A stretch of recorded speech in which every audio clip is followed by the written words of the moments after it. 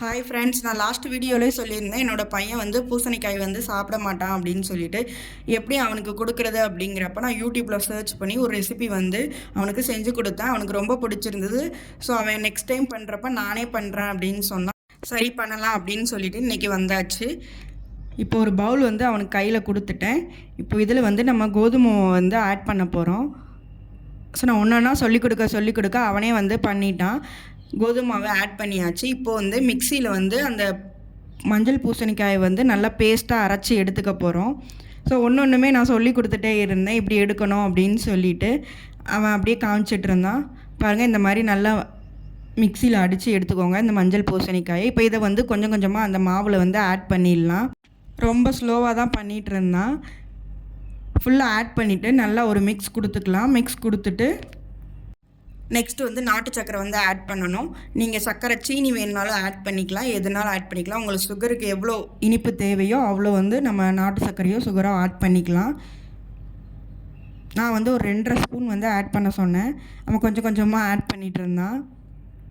Sugar add பண்ணிவிட்டு லைட்டாக ஒரு மிக்ஸ் கொடுத்துட்டு இப்போ இதை வந்து பேட்டர் கன்சிஸ்டன்சி கொண்டு வர்றதுக்காக காய்ச்சி ஆற வச்ச பால் இதை வந்து ஆட் பண்ணிக்கணும். கொஞ்சம் கொஞ்சமாக ஆட் பண்ணி கிண்டிக்கணும். அவன் ட்ரை பண்ணான், பட் அவனால் ஃபுல்லாக வந்து இது பண்ண முடியல. ஸோ நான் வாங்கி ஃபுல்லாக வந்து பேட்டர் கன்சிஸ்டன்சிக்கு கிண்டி கொடுத்துட்டேன். இப்போ பேட்டர் வந்து ரெடி ஆகிடுச்சு.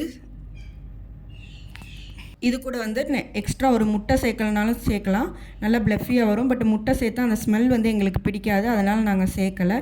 இப்போ வந்து இதை ஒரு தவாவை சூடு பண்ணிக்கிட்டு அதில் வந்து ஊற்றி எடுத்துடலாம். அவன் குட்டி குட்டியாக தான் வேணும் அப்படின்னு சொன்னான். ஸோ குட்டி குட்டியாக நீயே ஊற்றிக்கோ அப்படின்னு சொன்னேன்.